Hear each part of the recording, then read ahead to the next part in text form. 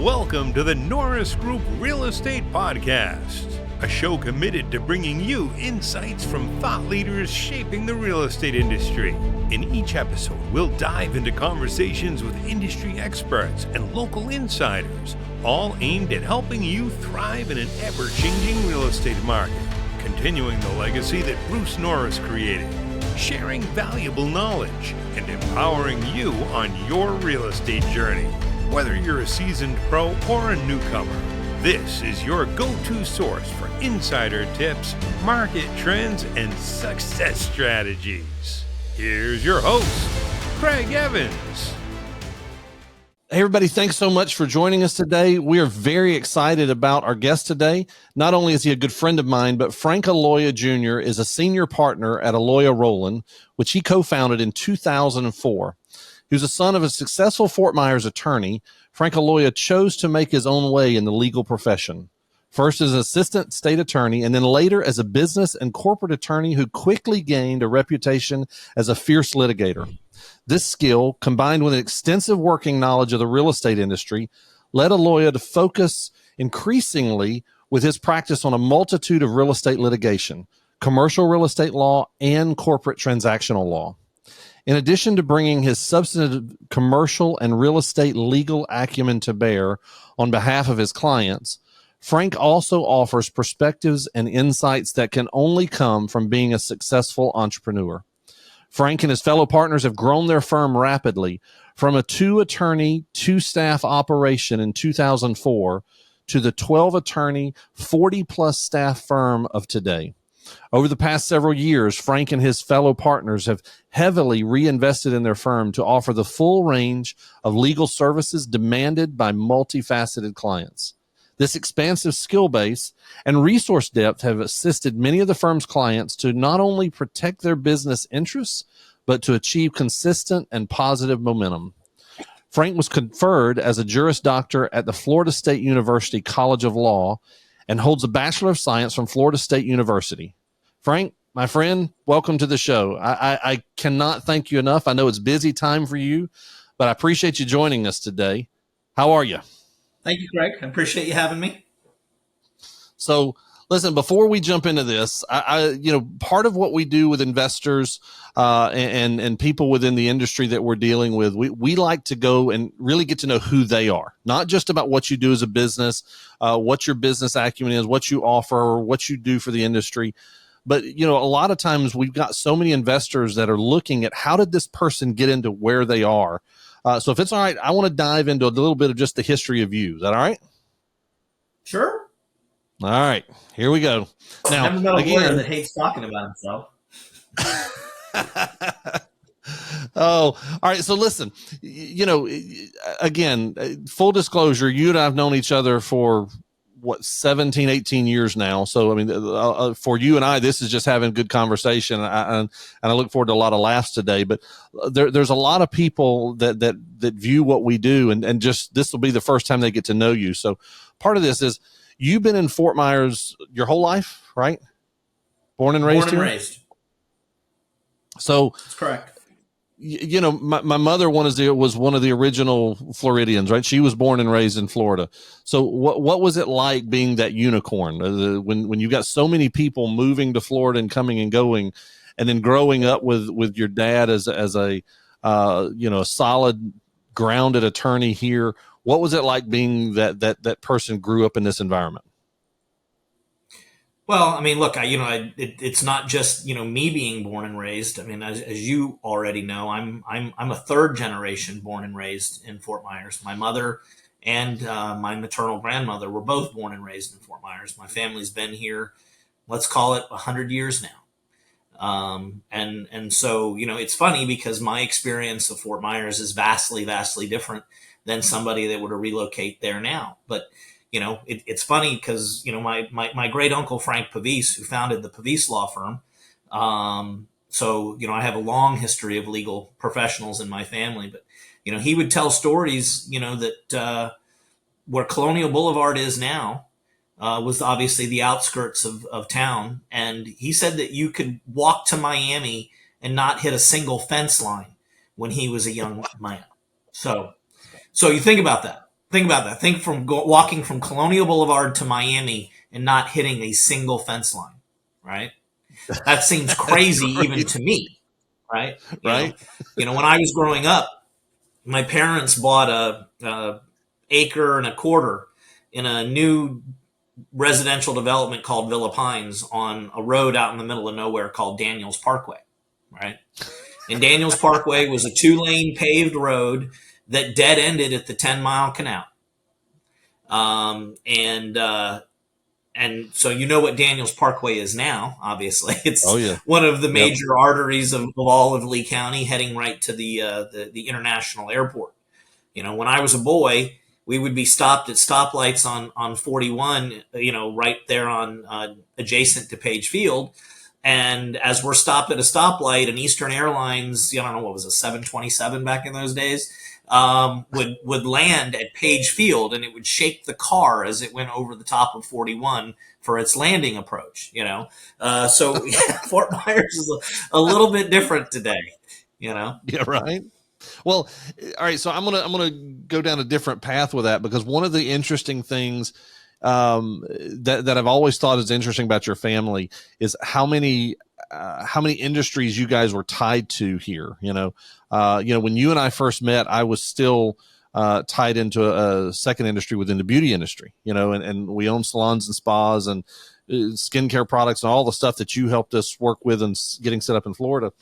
And I thought it was so interesting because at that time, you and Ty had just, I think you were maybe a year into the building that initial building you were in down there, and to find out the history of that building. Can you tell me a little bit about that? So yeah, the Earnhardt building, where our first permanent law office was. So I'll give you the full story for the benefit of your listeners. So as you know, we were renting space diagonally across First Street in what was an executive center that was owned by our friend and client, Dominic Gertz. And at the time, we were renting 3 offices, one for me, one for Ty, and one for the legal assistant. And we were waiting because Dominic had up on the 3rd floor an architecture firm whose, at the time, he believes lease was going to end. And so we were going to be in these temporary rental offices downstairs.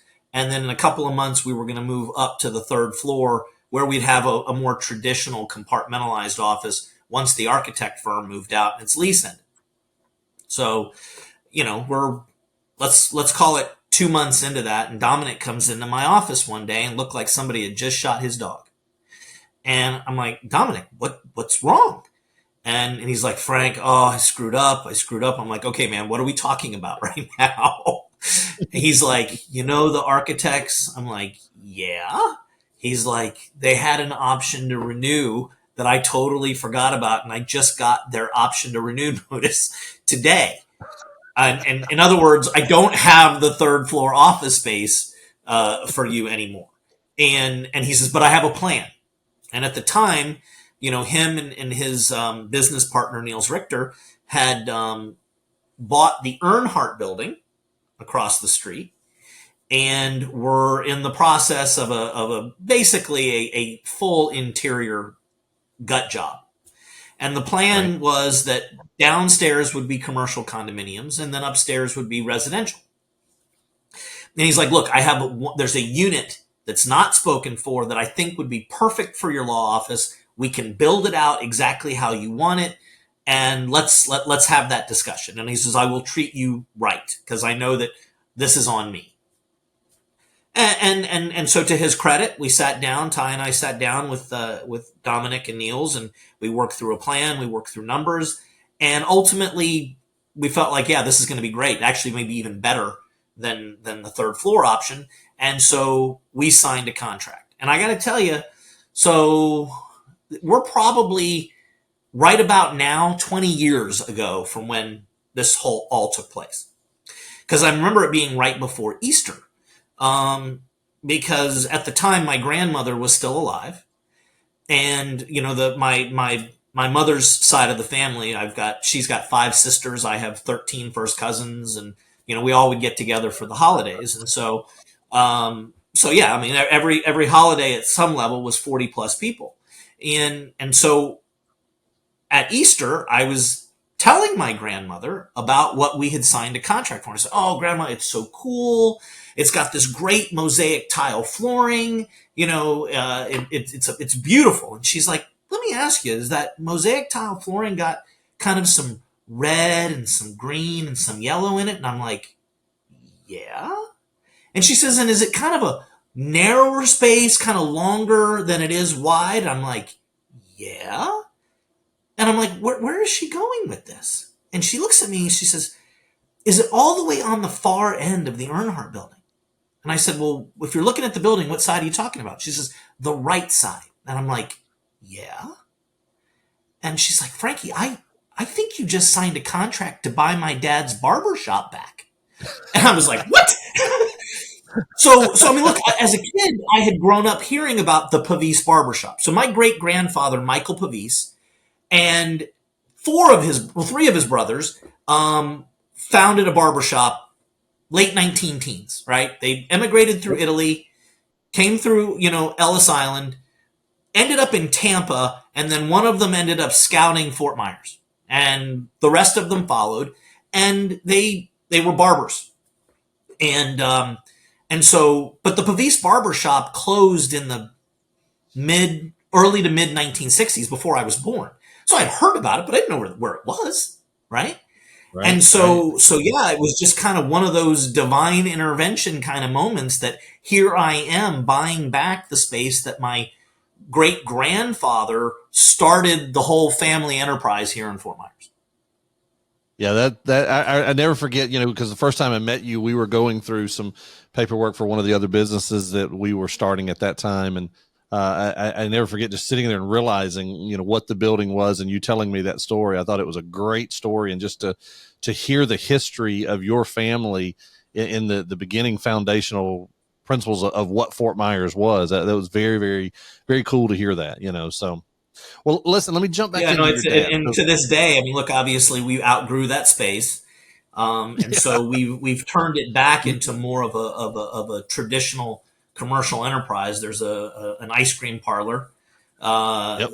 that's been the tent there for many years, and I know this is a real estate investment show.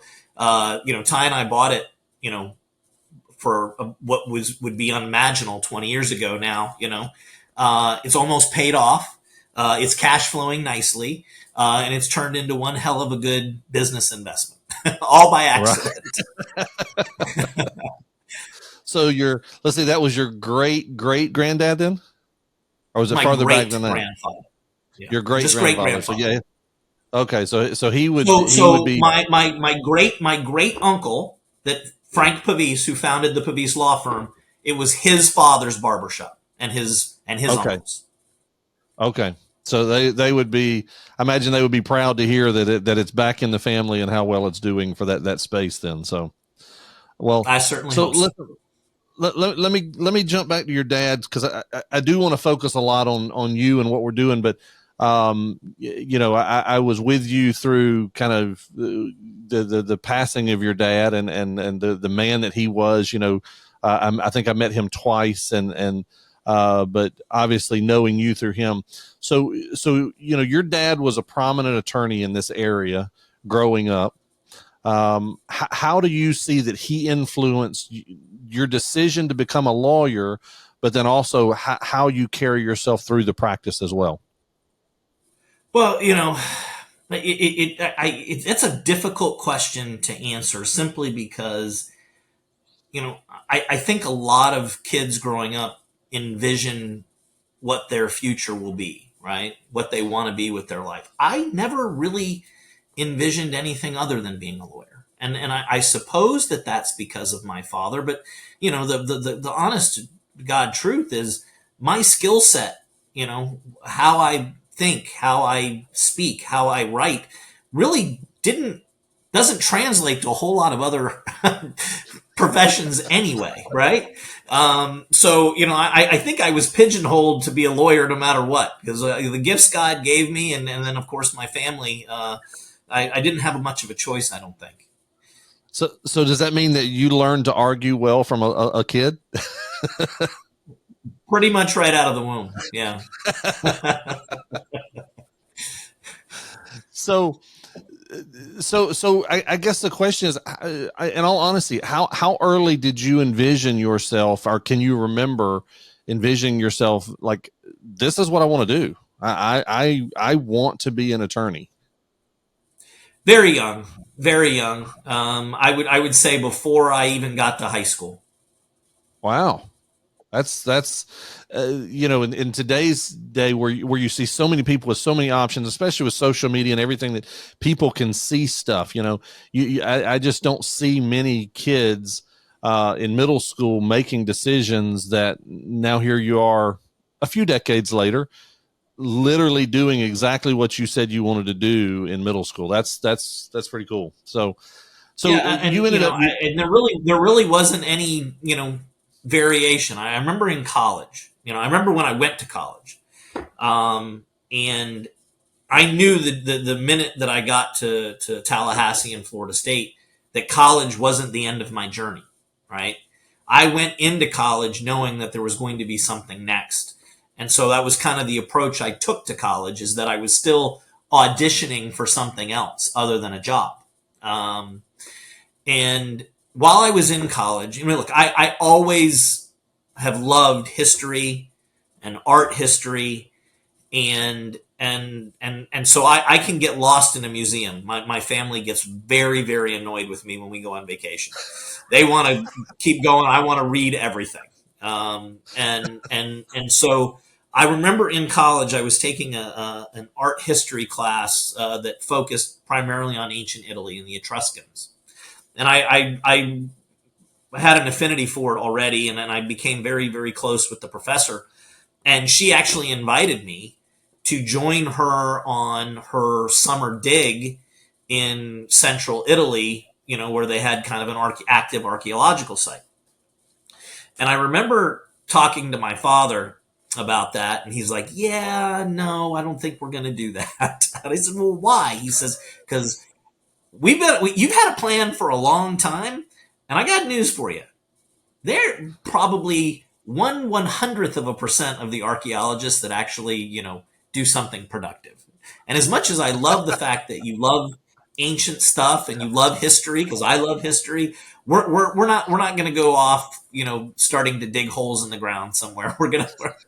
So but look, even my extracurricular activities that I enjoyed involved dirt. So Well, listen, if you like dirt that much, if you ever want a second career, I can put you on some equipment and you can start running an excavator or dozer for us. I mean, we got a room for you. I love it. I love it. I'm actually I'm in cowboy training too. I've got a cousin that owns some ranch land out in Highlands County, and I'm gonna start learning how to be a cowboy on the side too. So I'm There you go. Well, trying to diversify. So all right. So you went to school at FSU up in Tallahassee.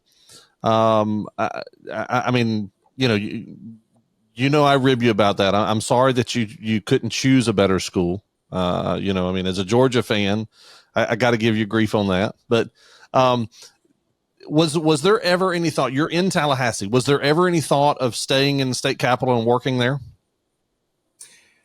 So look.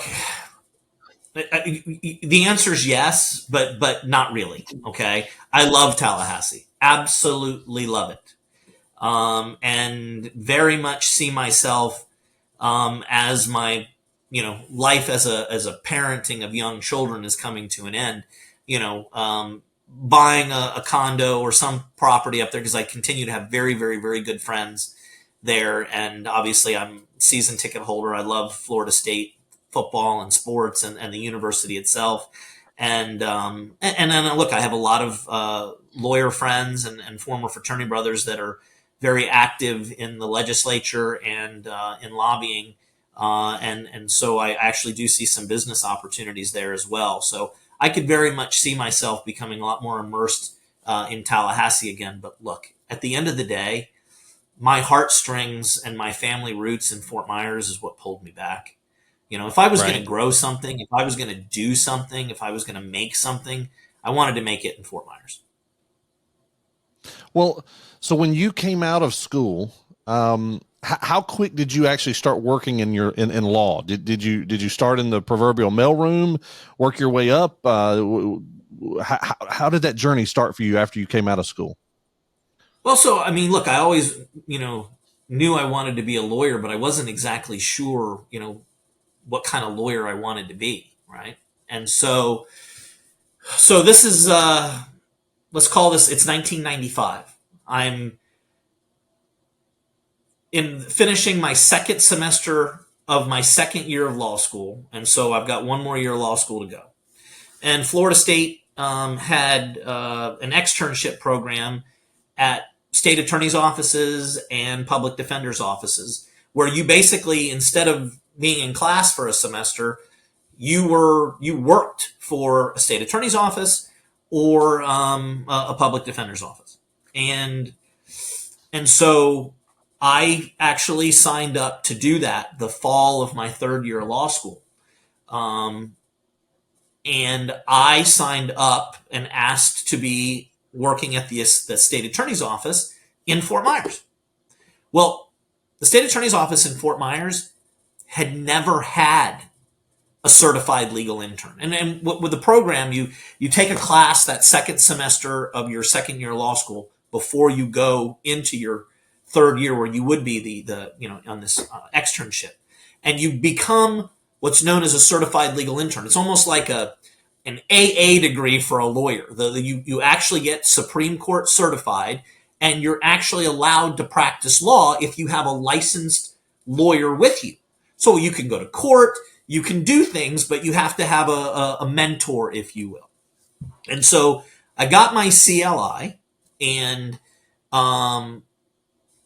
but like I said, Fort Myers never had a CLI before. They had no idea what to do with me.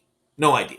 And at the time, and look, as you know, I've got a ridiculously large family here in Fort Myers. And at the time, the state attorney was my cousin, Joe D'Alessandro, who was also law school buddies with my father, and actually takes partial credit for introducing my parents. And so, I mean, when I said I wanted to do this, they were like, of course, no problem. But again, they'd never had one before, so they didn't know what to do with me. They basically made me a prosecutor. They made me a lawyer because they didn't know how to do baby steps at that time. And then it was, and back in those days, the guys that made up there were 6 county court judges, right, at the time. And every county court judge is assigned an assistant state attorney and an assistant public defender. And they have a docket to deal with their criminal cases, right? And so all of the, it may still be the case now, but, the misdemeanor division is where the lawyers fresh out of law school start, right? You're kind of cutting your teeth on, less important things, really, right? Right. Not that they're unimportant, they're just less important than the felony division, for example. And Right. so you're talking about guys that are out of law school, and it was, to be honest, it was kind of like a little fraternity house. And a couple of the guys I had known that were also, second generation or third generation lawyers that had come back home after school. And so it was very easy for me to kind of immerse myself in that group. And I'm like, hey, I would like to do this, this, and this. And they were like, they got files all over the place. They're like, whatever you want to do, you just let us know. And so look, this is no, I'm not exaggerating in the least. As a third year law student, I tried 13 jury trials and over 50 non-jury trials. I mean, we would have our weekly conference calls. Our professor that ran the program in Tallahassee was Professor Larry Krieger, right? And there was a conference call number because we had to report in every week, and we would discuss with the group on this conference call what we were doing. And, and look, like I said, no one ever wanted to go to Fort Myers. They always wanted to either go to Jacksonville, Orlando, Fort Lauderdale, Miami, Tampa, St. Pete, whatever, Sure. right? Fort Myers was the little outpost that no one had ever asked to go before. And those places, they knew what to do with CLIs, right? They would give them, they're like, they would be like, oh, I got to argue a motion to suppress this week. and oh, that's awesome. And I was in court watching blah, blah, blah, blah, blah. And I'm like, hey, look, can I go? Because I've got a non-jury trial docket and I've got 12 non-jury trials starting in a half an hour. I haven't even looked at the files yet. Can I go, please? And I mean, they all thought I was lying. They all thought I was lying. And then I finally, by the end of the semester, was like, no, I really did. And so, to be honest, that experience probably changed the trajectory of my legal career, right? Because I got the litigation bug, right?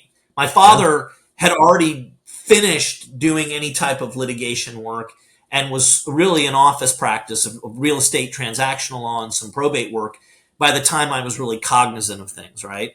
And so he didn't do any litigation, didn't really go to court very often.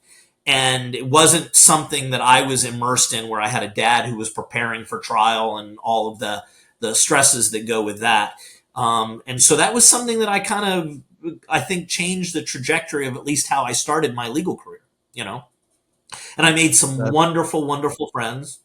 The supervisor of the misdemeanor division at the time was Amira. Well, it was Sweat back in those days. It's Amira Fox now. She is the state attorney now, Right. but she was the misdemeanor supervisor. And so at the end of my semester, if you will, I mean, they really, really liked me, and they offered me a job.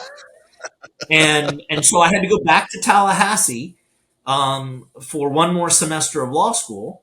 And as you can well imagine, I mean, look, I've been in school my entire life. I'd just done a semester of being a lawyer, and then I had to go back to classwork and book work for a semester. It was awful. It was just mind numbing and taxing. It was the longest 3 months of my life. But so I graduated, obviously, which was wonderful. And I get back to Fort Myers, and I hadn't seen, that crew in, 3-4 months at the time. And I pop in to say hello. And the way they kind of worked it back in those days, it was kind of like the 1 in, 1 out rule. Like they had a number of prosecutors, and if somebody left the office, well, then they would hire the new person, and then everyone would kind of move up the chain. Start out in misdemeanor, work your way to juvenile, and then on to felony, right? And so I pop in on the day I pop in, the number 3 person in the office, a guy by the name of Marshall Bauer, says, "Hey, Frank, how you doing? Blah, blah, blah, blah, blah." He says, "Hey, you start Monday." I'm like, "Marshall, what do you mean? I just got here like yesterday." He's like, "Yeah, you start Monday. Yvette put her notice in today, and we have an opening." I said, "Well, gosh, I was kind of thinking maybe I would start after the bar exam." He's like, "Yeah, but I don't know when our next opening is going to be, so you start Monday." And so, so that's literally how that happened. And look, they were very fair to me. I basically would work in the morning. They'd let me kind of close my door in the afternoon. I'd study for the bar. And then 2 weeks before the bar exam started, I basically got paid to go study for the bar and take the bar. Of course, not a bad gig, right? Hey, you don't want to fail the bar. You know who failed the bar the first time. You didn't want to be that person. So yeah, there was an immense amount of pressure and peer pressure at the time too. All of my peers were studying for the bar in a vacuum. I was being harassed on a daily basis. Knock on my door. "Hey, don't fail this thing, man.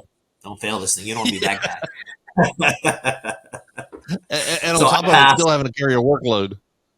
Right, exactly. But look, it was crazy. It was frenetic. It wasn't what I was anticipating, but it all worked out. I don't think I would have changed a thing. So I worked at the state attorney's office for 2.5 years. I matriculated my way up the ladder, and it was in the felony division. And I think I disappointed my cousin Joe when I told him I was leaving to join private practice. So I had a buddy of mine from the state attorney's office had been hired by this law firm. I don't know, 6-8 months before me. He was older, and they were looking for a commercial litigation attorney, and he immediately recommended me. Most of the partners in that law firm had been kind of old Fort Myers people. They knew my father, and so I don't think it was a hard sell. I interviewed, and so then the Smoot Adams Edwards and Green law firm hired me as a commercial litigation associate, and that's kind of how I started my path in private civil practice. So That's what I was going to ask, is how did you get from, what you were doing in prosecution to civil and the things that you do now. So, which really, that kind of takes me to where Frank, I think you and your family have such an interesting history here.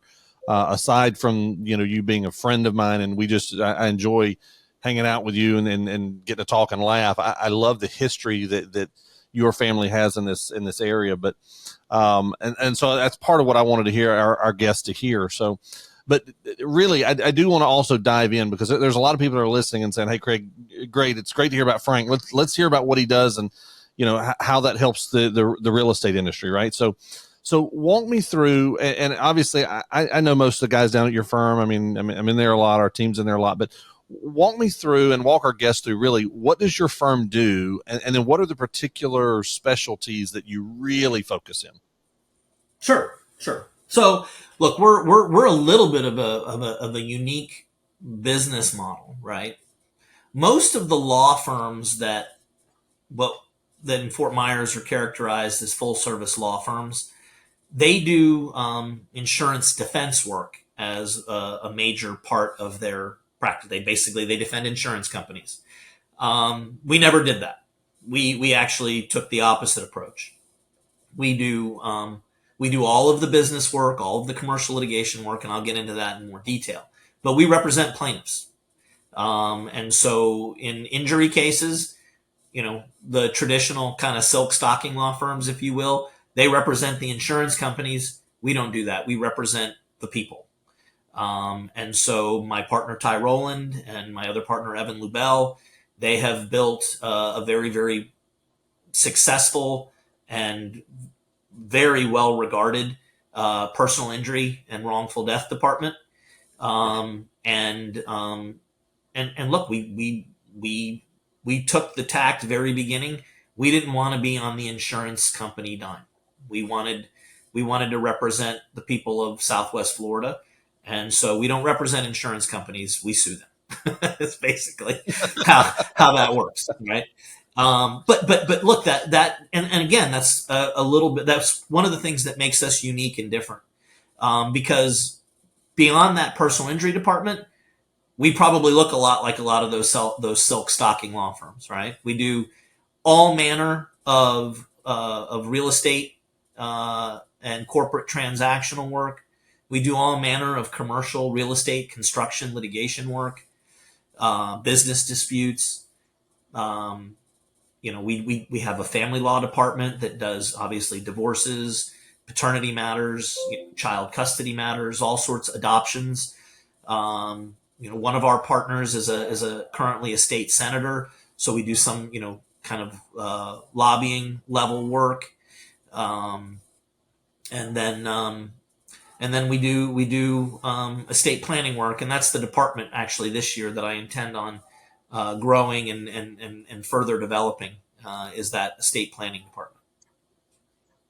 Well, I was going to ask you, what do you see as the next biggest growth arm of your firm, and where do you see that you and the partners will be putting that focus? Yeah, look, I think we need to further develop our estate planning department.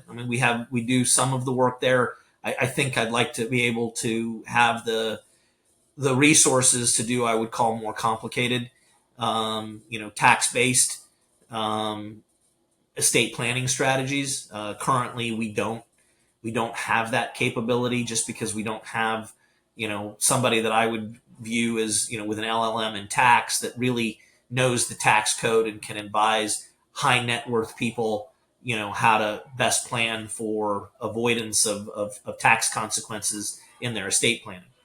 We can form wills and trusts and do what I would call the basic level stuff, and we do it a lot.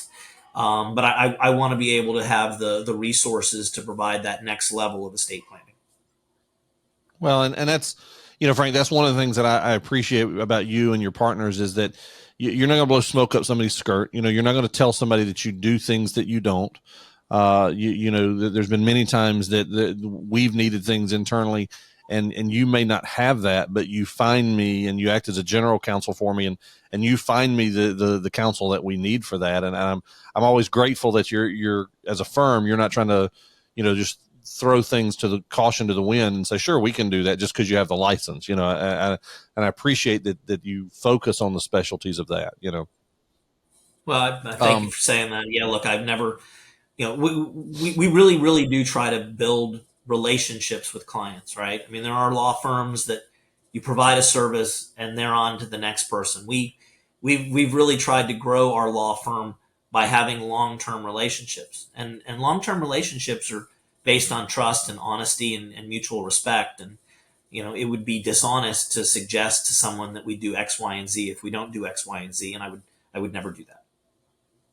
Well, and I think what you just said, what has always been important to me is the good, bad, and ugly of it. We're running 100 miles an hour. You're going 100 miles an hour. But knowing that your counsel, even if they don't know the answer or don't have the resources for that, for what is needed, knowing that you have always found that and pulled that to the table for me is what's been a comforting process of that. And that you've just always been honest through it, right? There's so many people that will want to deceive and appear larger than what they are or more than what they are. And I just always appreciate that about you guys. So let me ask you, you guys went through some rebranding, I don't know, the last, 3 years, 4 years, something like that. It may be longer than that now. When you switched everything over to law defined, and I'm sure you'll probably correct me because I'm probably way off on my timetable, but I was always curious about how, and this is one of the things we haven't talked about, but how did you guys go to kind of the branding of law defined, lawdefined.com, everything that's law defined compared to Aloia Roland, LaBelle and Morgan? Well, I mean, look, first and foremost, when you grow a law firm, right? You're the chef in the kitchen. You're making omelets. You're breaking eggs. You're making mistakes.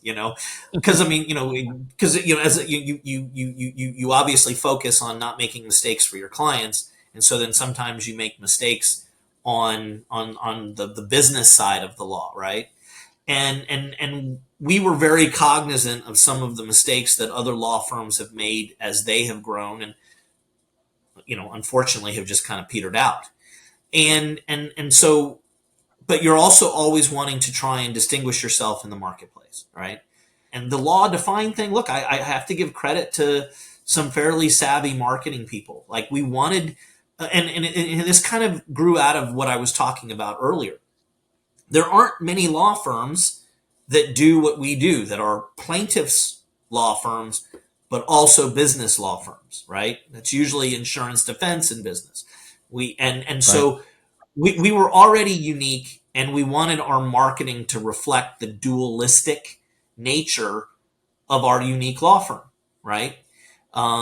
We wanted something that would capture people's imaginations and make us memorable, but we didn't want to lose the dignity with which we practice the law. Because look, we've plaintiffs' lawyers are typically characterized as ambulance chasers, and there's all sorts of kitschy and cheesy marketing out there that those types of lawyers do that we never wanted to be associated with. That's not how we practice. You don't want to be on the back of a bus. Well, I mean, look, I will never criticize somebody for attempting to make a living, right? Yep. But the point being that that's not who we were as lawyers. And that's not how we wanted to present ourselves to the public. And so that's kind of how the whole law defined thing came to be. So as the firm has grown, as you have grown in kind of your section of the firm as well, talk to me a little bit about, from estate planning, entity creation, asset protection, because I know those are a lot of the things that a lot of our listeners are really going to want to dive into. And part of it is, I mean, Frank, you're working with me on the creation of an entity now for another venture. So, I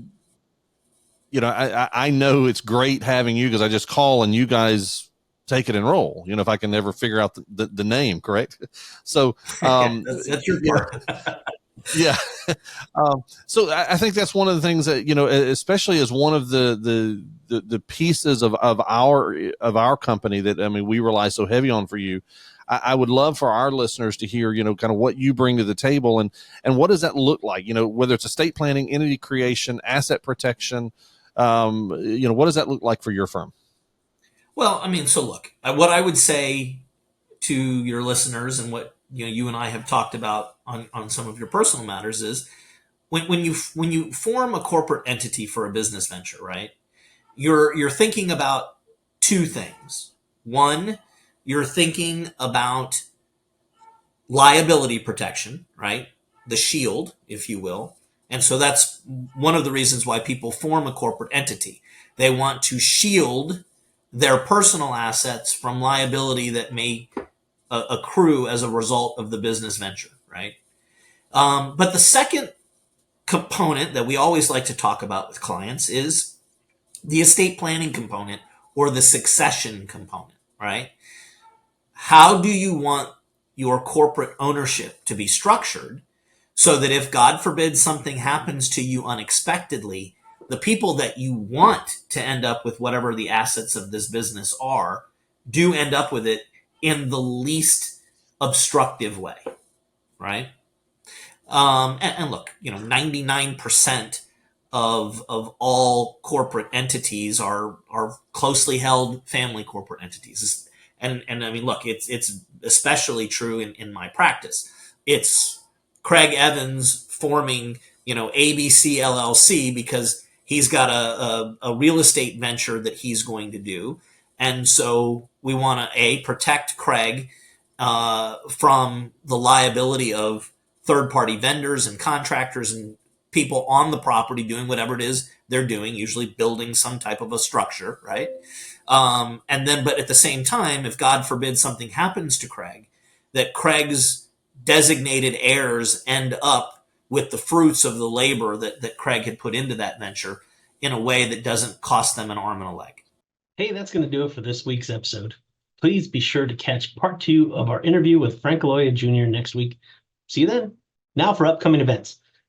Elevated, Tax Strategies, Wealth Building Tactics, and Market Forecast. June 8th at the Riverside Convention Center. Early bird pricing is $99 for individuals and $149 for individual plus a guest.